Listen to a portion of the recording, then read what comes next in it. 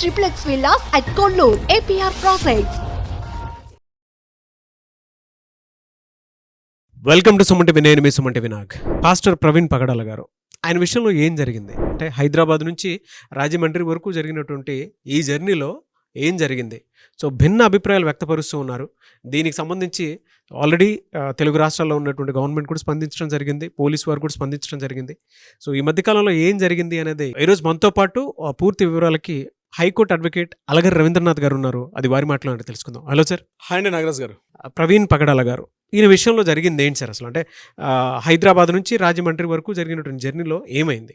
ప్రవీణ్ పగడాల గారి యొక్క హత్య జరిగిన తర్వాత దర్యాప్తు బృందాలు సేకరిస్తున్నాయి. క్లూస్ టీమ్స్ కావచ్చు, లేకపోతే ఫోరెన్సిక్, ఫింగర్ ప్రింట్స్ వాళ్ళు, అదేవిధంగా మనకి డాగ్ స్క్వాడ్స్ వారు, అన్ని రకాల వాళ్ళు కూడా రంగంలో దిగడం కూడా జరిగింది. అయితే హైదరాబాద్ నుండి ఆయన ఎందుకు చాగల్లో వెళ్ళారు, కొన్ని క్వశ్చన్స్ రైజ్ అవుతున్నాయి ఇక్కడ. ఆ క్వశ్చన్స్ ఏంటంటే, కొన్ని క్వశ్చన్స్ నేను మీతో షేర్ చేసుకుంటాను నాగరాజ్ గారు. ఈయన ఏంటి అసలు ఎందుకు వెళ్లాల్సి వచ్చింది? నెంబర్ 1 క్వశ్చన్ సార్ ఇక్కడ. నెంబర్ 2, ఎవరు ఈయన ఇన్వైట్ చేశారు? చాగల్లో ఎందుకు ఈయనకి ఇన్వైట్ చేయాల్సి వచ్చింది? ఎవరు ఇన్వైట్ చేశారు? ఇక్కడ సంఘటన జరిగిన తర్వాత రాత్రి 11:30 కొవ్వూరు బ్రిడ్జ్ దాటినట్టు తెలుస్తుంది. హత్య జరిగిన టైంలో మనకి నేను ఎస్పీ గారు చెప్పేటువంటి విషయాల్లో ఆయనకు ఒక కీలకమైన విషయాలు చెప్పారు. ఆయన చెప్పిన విషయం ఏంటంటే, మార్నింగ్ జరిగిన తర్వాత ఉదయం 8:30-9 గంటల వరకు మా ఏఎస్ఐ గారు ఆ ప్రాంతంలో వెళ్తుండగా ఈ యొక్క దృశ్యాన్ని చూశారు. ఇమీడియట్గా ఏఎస్ఐ గారు చూసిన తర్వాత విఆర్ఓ గారికి ఇన్ఫార్మ్ చేశారు. విఆర్ఓ గారికి ఎందుకు ఇన్ఫార్మ్ చేశారంటే, అనుమానాస్పద అతని వ్యక్తి ఎవరో మనకు తెలియదు కాబట్టి యాజ్ పర్ లీగల్ సిస్టమ్స్ ప్రకారం ఫస్ట్గా ఇన్ఫార్మ్ చేసింది విఆర్ఓ గారు చెప్పారు. విఆర్ఓ గారు అదేవిధంగా ఏఎస్ఐ గారు ఇద్దరు కలిసి ఆ యొక్క సంఘటన స్థలానికి వెళ్ళారు. వెళ్ళిన తర్వాత అసలు అతను చనిపోయి ఉన్నారా లేదా బతికున్నారా తెలియాలంటే డాక్టర్ గారు ఇన్ఫార్మ్ చేయాలి కాబట్టి ఇమీడియట్గా గవర్నమెంట్ డాక్టర్ గారు చెప్పారు. డాక్టర్ గారు, VRO at the same time అందరూ కలిసి అక్కడికి వెళ్ళడం కూడా జరిగింది. దాని తర్వాత అక్కడ పక్కనే ఒక మొబైల్ ఫోన్ పడుంది. ఆ మొబైల్ ఫోను అది టచ్ స్క్రీన్, ఆయన ఫింగర్ టచ్ ఉంది కాబట్టి అక్కడ విఆర్ఓ గారు, డాక్టర్ గారి యొక్క వారి నేతృత్వంలో ఆ యొక్క ఫింగర్ టచ్ని చేయడం జరిగింది. అప్పుడు ఓపెన్ చేసినప్పుడు అందులో ఫస్ట్ ఒక పేరు బయటకు వచ్చింది, రామ్మోహన్ ఆర్జేవై అని పేరుంది. అంటే ఆయన చివరిగా మాట్లాడిన కాల్ ఎవరిదంటే రామ్మోహన్ ఆర్జేవై గారికి. ఆ రామ్మోహన్ ఆర్జేవై గారికి కొంచెం కాల్ చేయడం జరిగింది. లాస్ట్ కాల్, అదే లాస్ట్ అంటే కాల్ లిస్ట్లో అదే లాస్ట్ కాల్ అనమాట. ఆయన చేస్తే ఎవరి రామ్మోహన్ ఆర్జేవై గారిని తెలిసింది ఏంటంటే, ఈయన ఎప్పుడైనా ప్రవీణ్ పగడాల గారు ముఖ్యంగా ఇలాంటి మీటింగ్స్కి రాజమండ్రి వచ్చేటప్పుడు ఈయనకి ఇక్కడ వసతి ఏర్పాటు అన్నీ కూడా ఏర్పాటు చేసేది ఈ రామ్మోహన్ ఆర్జేవై వాళ్ళ ఫ్యామిలీ వాళ్ళు. సో ఆయనకి ఇన్ఫార్మ్ చేసి ఈయన యొక్క వివరాలు అప్పుడు తెలిసింది. ఇతని పేరు ప్రవీణ్ పగడాల అని, ఇతను ఒక పాస్టర్ అనే విషయం ఆయన రివీల్ చేశారు. రామ్మోహన్ ఆర్జేవై గారు చెప్పారని చెప్పి నిన్న మనకి అందరి న్యూస్ ప్రకారం. సో వీళ్ళందరూ కలిసి ఈ విషయాన్ని అప్పుడు వెలుగులో తీసుకొచ్చారు. తర్వాత ఈయన యొక్క అభిమాన సంఘాలు, ఈయన ఎవరైతే ఉన్నారో, ఈయన యొక్క అభిమానులు, ఈ దైవజనులు, ఈ యొక్క విశ్వాసులు ఎవరైతే ఉన్నారో వీళ్ళందరూ కూడా ప్లేస్కి రావడం జరిగింది. ఇది యాక్చువల్గా జరిగిన సంఘటన తర్వాత, అంటే ఎప్పుడైతే గుర్తించిన తర్వాత జరిగిన సంఘటన. ఇమీడియట్గా అక్కడ ఉన్నటువంటి రాజానగరం సిఏ గారు, ఆయన పేరు వీరయ్య గౌడ్ గారు.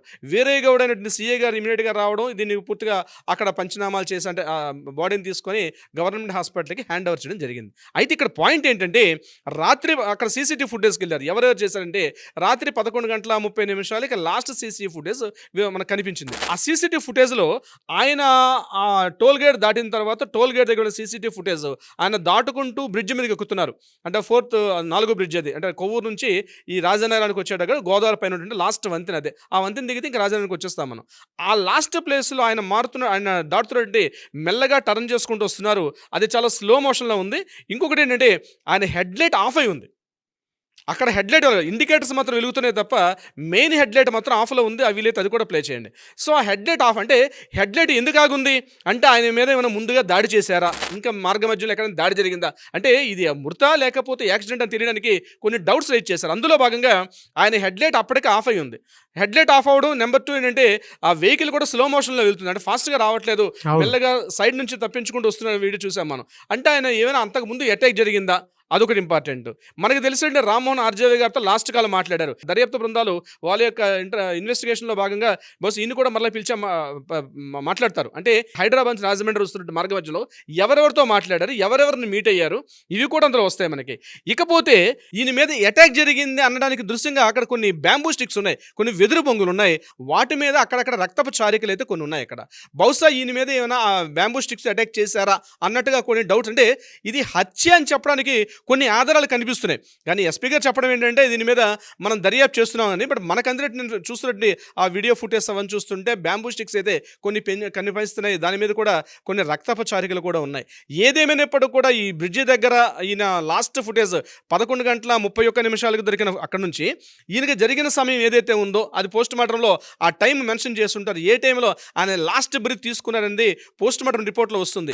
ఇన్ బిట్వీన్ ఈ గ్యాప్ 6 కిలోమీటర్ల 300 మీటర్లు సుమారుగా జరిగిన సంఘటనకి ఈ 6 కిలోమీటర్ల 300 మీటర్ల డిస్టెన్స్లో ఏమి జరిగింది, ఇక్కడ ఎవరెవరిని కలిసారు, అక్కడ సీసీటీవీ ఫుటేజ్ మనకు దొరకట్లేదు. ఇక ఉన్నటువంటి ఏకైక అవకాశం ఏంటంటే మొబైల్. ఆ మొబైల్ ఫోన్లో లాస్ట్ కాల్ మాట్లాడారు. ఇక ఇది కాకుండా ఇంకెవరైనా బెదిరించే ప్రయత్నం కానీ ఇంకేమైనా కాల్స్ మాట్లాడారా, ఇది కూడా ఇంపార్టెంట్. ఇక్కడ ఈయన జరిగిన సంఘటనలో వీళ్ళు కాకుండా 2-3 ఏమైనా ఉన్నటువంటి కాలు గుర్తులు చూస్తారు. ఇక్కడ పోస్ట్ మార్టం చేసేటప్పుడు అక్కడ ఏమైనా కాలు గుర్తున్నాయా, చేతి గుర్తున్నాయా, ఫింగర్ ప్రింట్స్, ఫోరెన్సిక్ నిపుణులు అందరూ కూడా. ఇంకొకటి ఏంటంటే ఆయన ఒక మాట అన్నారు, నేను ఎస్పీ గారు చెప్పిన మాట ఏంటంటే టెక్నాలజీ అద్భుతమైన టెక్నాలజీ, మీరు ఊహించినటువంటి అద్భుతమైన టెక్నాలజీ మన రాష్ట్రంలో ఉంది, ఆంధ్రప్రదేశ్లో.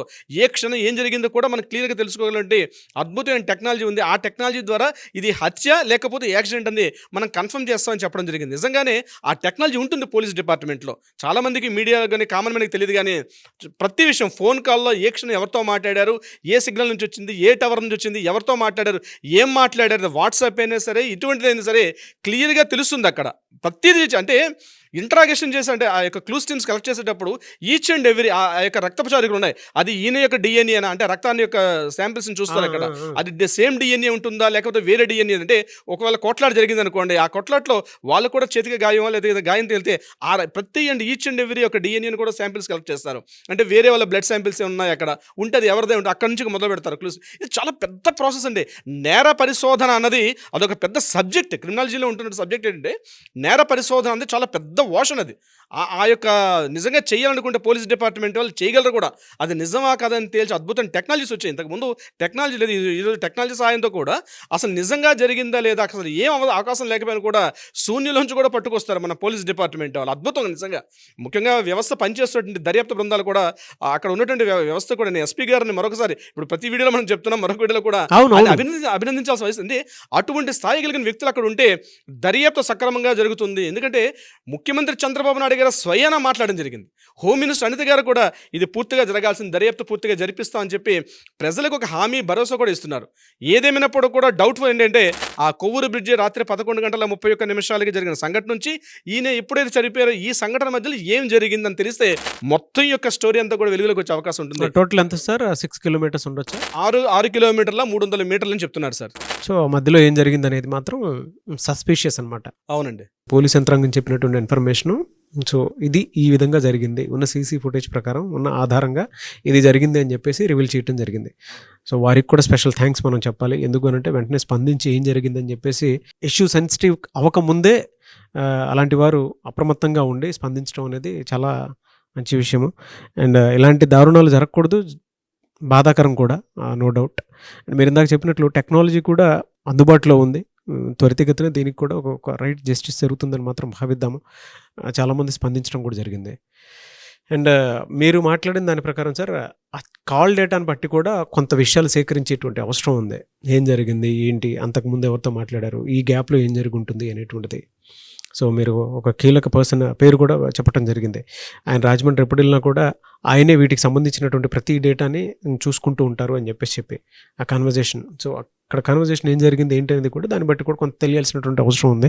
ఏదేమైనా ఏ విధంగా ఉంటుంది దీనిపై మాత్రం త్వరగా ఒక్కొక్క జడ్జిమెంట్ రావాలని మాత్రం కోరుకుందాం. అవునండి నాగరాజ్ గారు.